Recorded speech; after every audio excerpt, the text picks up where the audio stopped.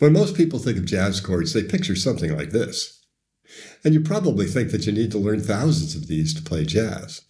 But it's simply not true. In fact, not only are jazz chords easier to remember than you think, they're also easier to play.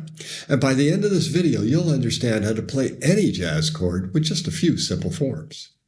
Most of us started learning grips. D, G, F, C. Now those are all major chords, but there's no physical connection to them. So you ended up memorizing a ton of unrelated shapes, and you still can't play E flat or A flat. So then you learned bar chords, and you found that you could use the same shape for different chords. See, that's one of the guitar's great advantages, movable shapes. Unlike other instruments, we can slide the same shape up and down the neck. But when you try to apply the cowboy chord method to jazz, it doesn't work so well. Learning each jazz chord individually, well, that's like thousands of chords. It's overwhelming and completely unnecessary, because jazz guitar doesn't work like that. Here's the secret. Almost every jazz chord can be boiled down to just 3 simple shapes. Let's go to the basics. Most jazz chords, 7th chords and 6th chords, have 4 notes, root, 3rd, 5th, and 7th. But here's the trick. The root and the 5th are optional. The sound of the chord is defined by the 3rd and the 7th. That's your foundation. So now listen to this.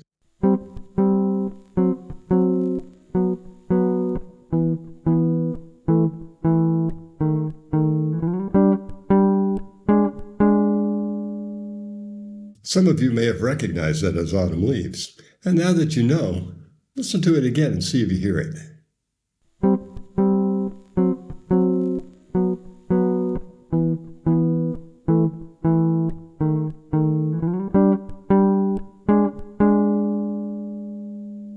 So that was just 3 basic shapes, all just 2 notes each. Easy to play, easy to remember.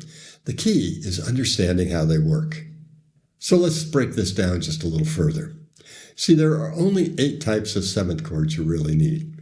The major 7th, minor 7th, dominant 7th, minor 7 flat 5 or half diminished, the diminished 7th, the 7 sus4, a major 6th, and a minor 6th.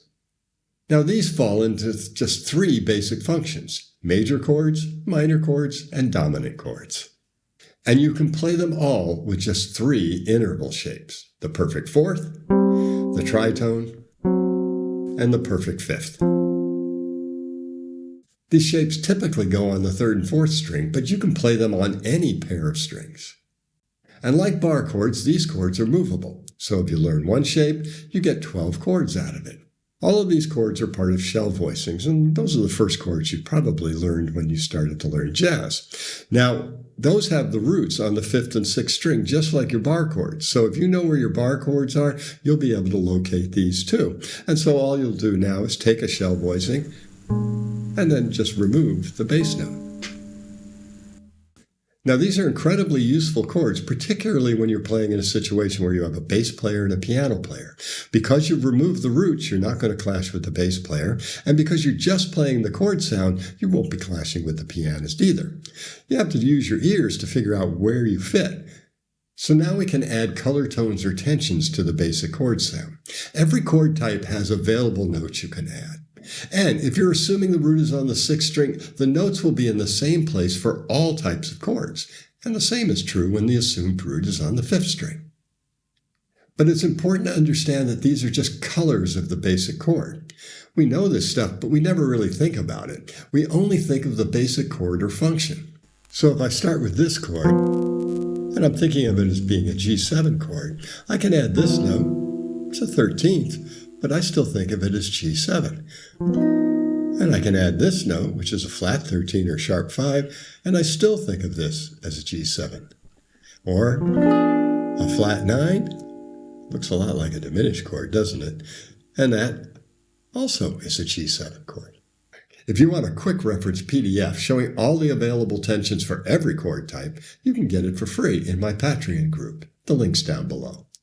And so here's something else. You almost never play full chords.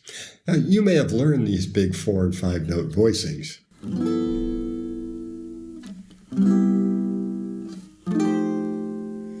These These are useful for sight reading or when playing solo, but in most situations, you'll only play parts of the chord.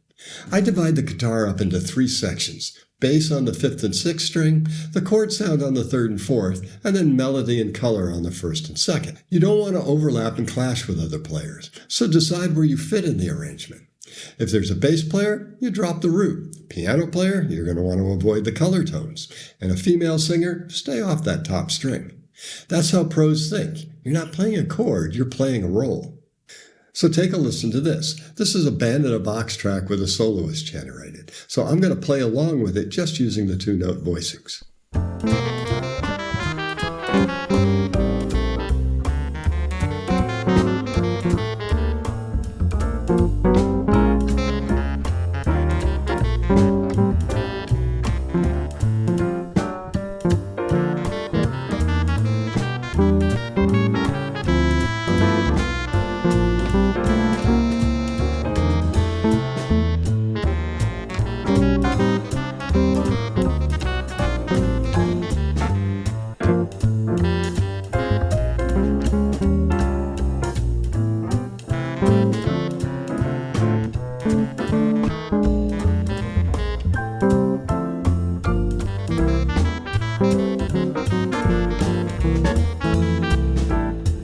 You know, I don't think they were listening to me at all. So as you can hear, those chords work just fine. There's another advantage to them too. Because you're learning the 3rds and the 7ths, those are the guide tones, the notes that we use to define chords when we're soloing.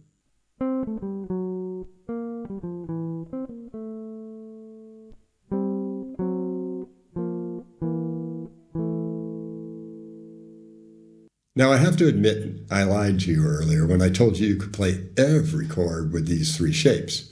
There is one jazz chord that doesn't fit, the minor major 7th. You've heard it before. It's the surprise plot twist chord from soap operas. You know the one where the character who died 40 episodes ago walks in and says, "Hello, Karen." It's unique because it has a minor 3rd and a major 7, which makes it so that there's a minor 6th or major 3rd between the 3rd and 7th. We call that the exception that proves the rule. So I hope you're seeing jazz guitar doesn't have to be complicated. It's just music. At Jumpstart Jazz Guitar, we make it simple. Sign up for a free lesson and I'll show you how. The link is down below. Oh, and one more thing. Every chord has more than one name. This voicing can be 5 different chords. It all depends on the context and what I'm thinking. So when you learn it, it's not just 12 chords, it's 60. As guitarists, we spend most of our time comping. So now that you know these voicings, you'll want to learn how to use them. And that's what you'll find in this video. Check it out.